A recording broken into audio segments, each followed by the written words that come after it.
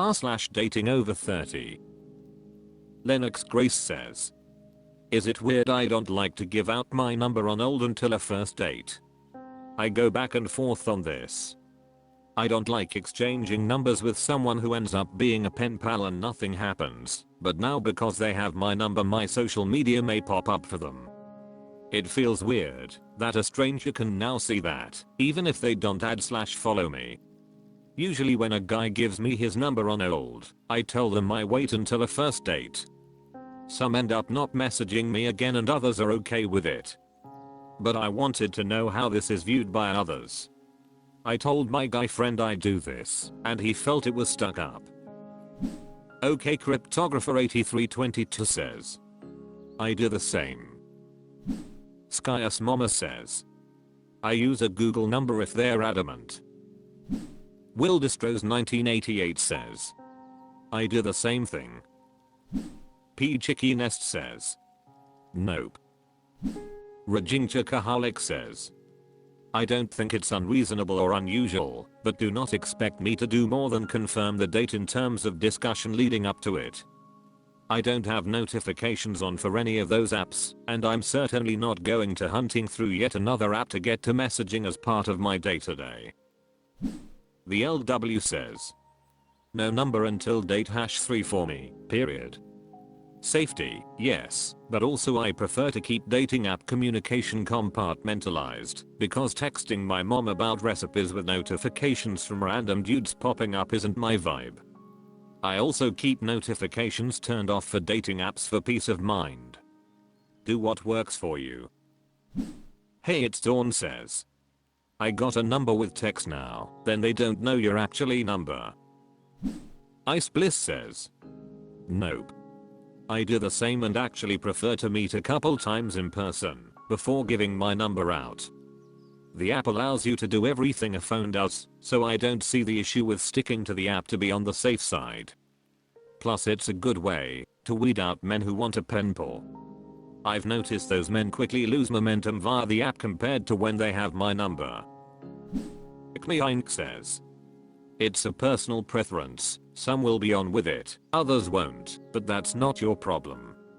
This is a reasonable rule, so long as you keep resounding via the app you matched on until that first date. I've had plenty of dates that have that rule, I ain't see anything wrong with it. I personally watch and see if a woman offers to split a first date bill. If they don't, I don't usually pursue date 2. There are exceptions of course, like if there's a big salary difference, I insist on going somewhere expensive, or if the check is like 70% my part. I'm sure some women have an issue with that, but it's for my safety, same as your number thing is. You just have to be okay with saying that your rule is worth losing what you might lose to avoid what you might be preventing. r/datingoverthirty. Hikergiral81 says, meeting his friends and finding balance. How do you guys meet your BF or GF friends and find balance in doing so? How do you set boundaries? I'm a woman who has smaller tighter-knit groups of friends. I'd say I have 3 to 4-ish groups of friends and each are 2 to 5 ppl. I hang out with ppl throughout the month. My new boyfriend has a lot of friends because he hasn't moved around like I did. He still lives in the same city he was born and raised in. I have lived in 3 different provinces and moved around for work a lot, but now I'm kinda settled in my city. I get burned out from ppl easily, so I do my best to set boundaries and only have ppl I care about around me. I'm an introvert, but if I'm rested I can be an extroverted introvert. I want to meet my boyfriend's friends, but I've met 15 to 20 ppl so far. I forget most of their names already, and there's still more to meet. This doesn't include his family who I haven't met yet. I'm feeling weird. I guess I don't understand how someone can have like 40 plus close friends. He says he's an introvert too, but I dunno.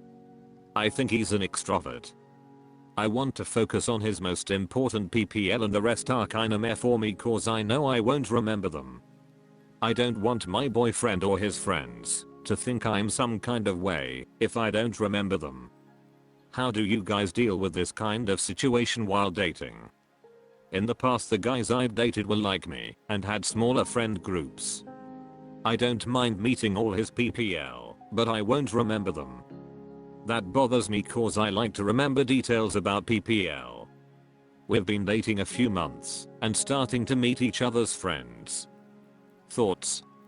I will meet everyone at least once, but if PPL are not his top friends then I'll have to figure out how to navigate his friend groups and make sure I don't burn out. I love Eel Sharks says. I think I'm somewhat like your BF, in that I grew up in a place and live there still, despite a short stint elsewhere for 4 years, so I have a wide circle of friends who I consider to be close. Certain ones are much closer than others of course. To me it would be important that my partner get to know and be friendly with my closest friends, 5 or 6 of them. After that I would only hope that with repeatedly meeting the wider circle, others would become familiar. I certainly wouldn't expect someone to meet 40 plus people in a short span and remember names and biographical info about them. I didn't see that he's pressuring you to know all these people quickly. If he is, that might be an unreasonable expectation. But it does sound to me like you might be putting this pressure/expectation on yourself, in which case I think you could have a little compassion and patience for yourself.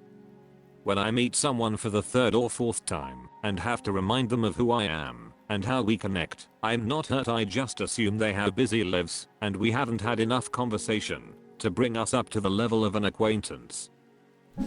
Economy Cup 4337 says. 1. Don't tell him his friends, any of his friends, are kinda meh. That's a good way to get broken up with. 2. Don't be afraid to ask him to slow down on introducing you to his friends. Tell him you're a bit overwhelmed in group settings and would like to meet some of these people in small groups. For Javingel says. To be fair, introvert and extrovert is used more on recharging than it is about social interactions. He could have a larger capacity than you, found a way to recover more consistently, or even feels like certain people recover him. I leans towards more introvert, but I feel good with people that I don't feel like I have to be a certain energy level. For example, if I can do my own thing while they do their own thing. I get really burnt out if I'm meeting a bunch of new people and trying to connect etc.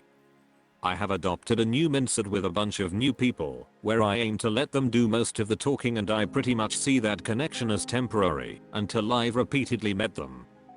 Think I'm some kind of way if I don't remember them. I don't think they'd care. Faremu 697 says. I faced/am facing this dilemma in my relationship.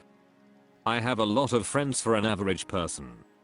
My fiance has a million friends, like a truly astonishing number. We initially met a long time ago, and so we also have mutual friends. I started keeping a list of how many of his friends I was meeting, and the list ballooned to like 50 within 6 months of dating. I asked him which of these friends were closest to him, and he had a hard time choosing. Almost 2 years in, I have met many of these initial 50 friends a few times each, which helps with recall, and also met probably 50 more friends on top of that. I've had to work to shift my mindset from a somewhat baffled and offensive short-term outlook to a more open and long-term one. It's a positive thing that my networks and connections are wider than before, and I can see how much these friends invest in my fiancé. Are you otherwise happy with the relationship? In my case, I wasn't getting enough one-on-one time and attention, which was exacerbated by how many friends my BF had. We've had to work through this issue. In addition, I had to assert myself to keep space for my own friends and alone time. My fiancé has had to get more comfortable explaining that I'm not at X event or get together because I'm spending time with my own people. r/datingoverthirty 2stame00n says. Double cancellations after 3 weeks of talking. I spent the last 3 weeks FaceTiming with someone I met on the apps. Our conversations were seriously amazing. We talked for hours pretty effortless and appeared to have similar values, interests, and life goals. We both agreed we enjoyed the connection so far and were excited to continue exploring a relationship with one another. He had been traveling and ran into some health issues, and I had some personal things pop up on my side, so we weren't able to make plans to meet in person until earlier this week. We had our first date planned, and he ended up cancelling the day off. Explained he wasn't feeling great from a medical procedure and needed an extra day to rest. I understood completely. He called me later that night and rescheduled our date for the following day, and had even researched some restaurants for us to go to. Hours before our second date he cancels again. He had a good reason to cancel, and I again was understanding. But this time there was no mention of rescheduling, and he went completely silent for 2 days. For me, it wasn't the silence that bothered me. I don't expect frequent communication from someone I'm not dating, let alone from someone I haven't even met yet. What did bother me was being cancelled on twice in a row and not having the date rescheduled. He ended up calling me, and I expressed that I didn't like how he didn't reschedule our date after cancelling on me twice in a row, and that the complete silence after the double cancellation made me feel shitty. He said that after hearing that he decided he doesn't want to meet me anymore. I'm really confused. We had formed a decent connection over the last few weeks for it to end so abruptly. Part of me feels like I dodged a bullet, but also I can't help but think that maybe I was the problem here and expected too much too soon. Too long, didn't read, spent a lot of time talking to someone on FaceTime, only to have him cancel our date twice in a row and end things when I expressed being upset with how he handled. Smiles86 says, "Doesn't this sound like every premise to every episode of Catfish? Sounds like you're probably being catfished."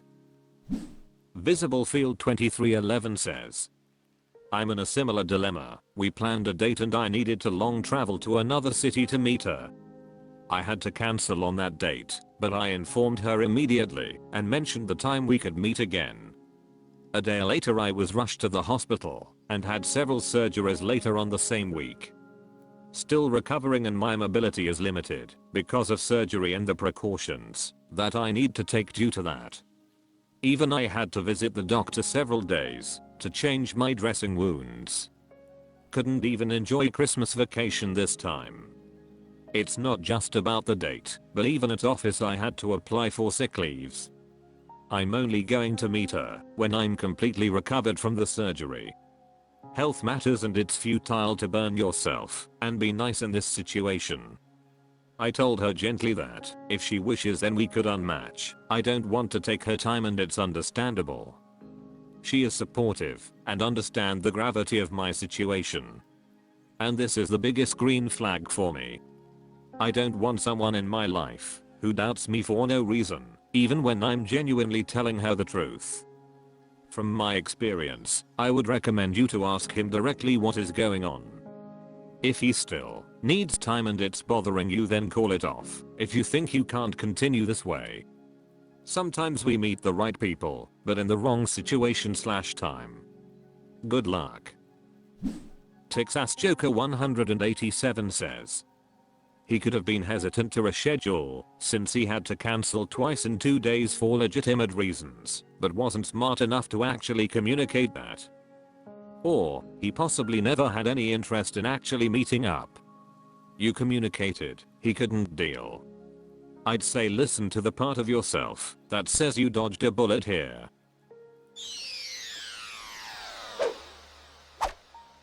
That's all for this video. Thank you for watching. Please subscribe